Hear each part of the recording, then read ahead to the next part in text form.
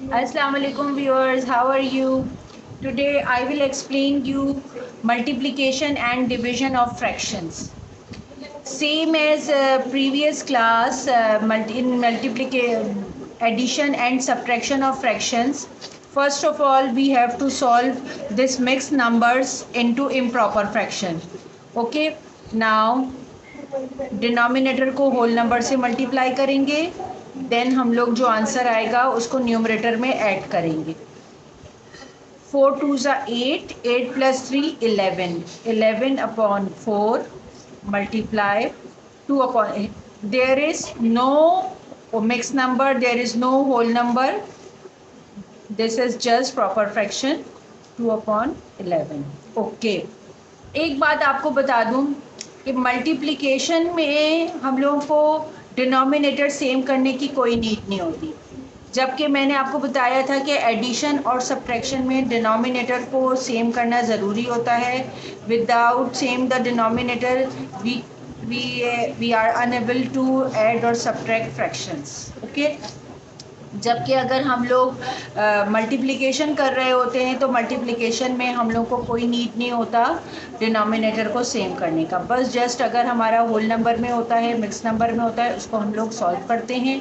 वही हमारा previous method है. 4 2 8, 9 10 11 प्लस किया, 11/4 मल्टीप्लाई 2. अब हम लोग देख लेंगे या तो क्रॉस में कैंसिलेशन हो रहा हो या फिर हमारा up and down numerator and denominator का कैंसिलेशन हो रहा हो या क्रॉस में कैंसिलेशन हो रहा हो. बराबर बराबर वाला कभी भी कैंसिल नहीं हो सकता, ये हमेशा याद रखिएगा. अब जैसे मैंने क्रॉस में देखा, 11 यहाँ पे भी है, 11 यहाँ पे भी है, ये दोनों कैंसिल हो सकता है. 11 1 = 11, 11 1 = 11. इसी तरह 1 आ जाता है तो काम खत्म. इसी तरह ये 2 और 4 भी सेम टेबल से हो सकता है. 2 1 = 2, 2 2 = 4, सेम टेबल से कैंसिल हो गया. और अगर ऐसा नहीं हो रहा होता और अगर न्यूमरेटर और डिनोमिनेटर कैंसिल हो रहा होता तो ये भी हम लोग कर देते.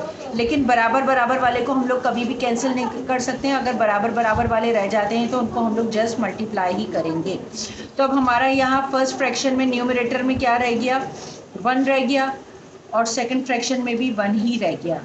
इधर हमारा डिनोमिनेटर में 2 रह गया और इधर हमारा डिनोमिनेटर में 1 रह गया. अब हमने इसको सॉल्व किया तो क्या आ गया, 1 1 = 1 और 2 1 = 2. अब ये हमारा प्रॉपर फ्रैक्शन आ गया. ना ये डिवाइड हो सकता है और ना ये सेम टेबल से कैंसिल हो सकता है. So that's why this is your answer.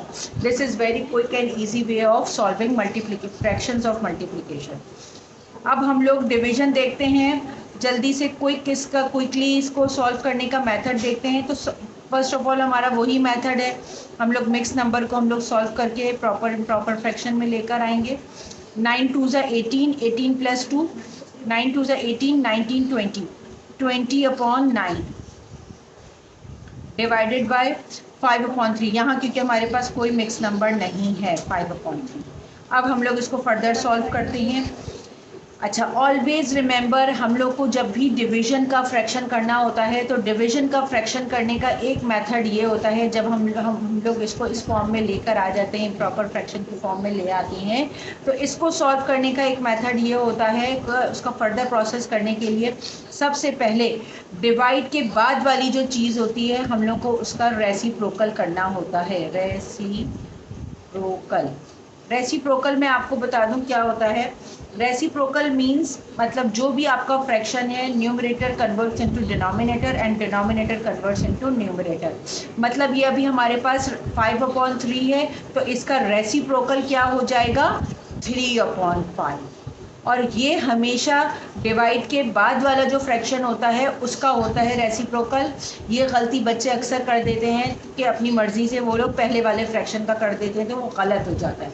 हमेशा डिवाइड के बाद वाला फ्रैक्शन ही रेसिप्रोकल होता है. तो अब इसको सॉल्व कैसे करेंगे हम लोग. 20/9 लिखा, डिवाइड की जगह मल्टीप्लाई का साइन आएगा और इसका मैंने कर दिया है रेसिप्रोकल. 5/3 changed into 3/5.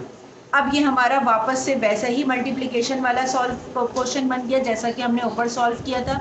अब हम इसको सेम या तो न्यूमरेटर और डिनोमिनेटर को सेम टेबल से कैंसिल कर सकते हैं या तो क्रॉस में कर सकते हैं. अभी ये क्रॉस में हो रहा है. 3 1 = 3, 3 3 = 9. ये भी हो रहा है 5 1 = 5, 5 4 = 20. अब देख लेते हैं हमारे पास क्या क्या बच गया न्यूमरेटर में। 4 मल्टीप्लाई बाय यहाँ 1 है और यहाँ हमारे पास 3 है मल्टीप्लाई बाय 1 है। 4 वन ज़ा 4 और 3 वन ज़ा 3। 4/3 हमारे पास इम्प्रॉपर फ्रैक्शन आ गया है। इम्प्रॉपर फ्रैक्शन ये सेम टेबल में नहीं आ सकता, तो हम लोग इसको डिवाइड करके आंसर निकाल सकते हैं। 3 वन ज़ा 3, 4 माइनस 3 1। तो हमारा आंसर क्या आ जाएगा? 1 होल नंबर। ये वाला चीज़ हमेशा होल नंबर आता है। 1 होल नंबर, ये रिमाइंडर हमेशा न्यूमरेटर में आता है। 1/3, दिस इज योर आंसर। तो फाइनली हमने अभी इसमें फ्रैक्शंस देखा, multiplication of fractions and division of fractions, बहुत ही क्विक और इजी वे हमने देखा।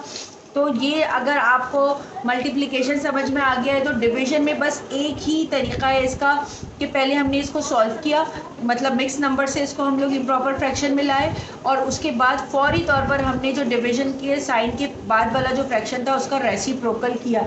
रेसिप्रोकल किया हमने। रेसिप्रोकल करने के फ़ौरन बाद हमने क्या किया, नेक्स्ट स्टेप पर हमने डिवाइड के बाद मल्टीप्लाई का साइन लगाया। मल्टीप्लाई का साइन लगाया और फिर हमने जो रेसिप्रोकल किया था वो लिखा और फिर वही हमने ऊपर वाला मेथड अप्लाई किया। क्रॉस मेथड से मल्टीप्लाई कर दिया या न्यूमरेटर और डिनोमिनेटर को मल्टीप्लाई किया। जो आंसर आया हमारा इम्प्रॉपर फ्रैक्शन में यह आंसर था, तो हमने इसका डिवाइड करके इसका मिक्स नंबर में आंसर लिया। होपफुली ये क्विक और easy way multiplication and division of fraction का आपको समझ में आया होगा। ओके, टेक केयर, अल्लाह हाफिज़।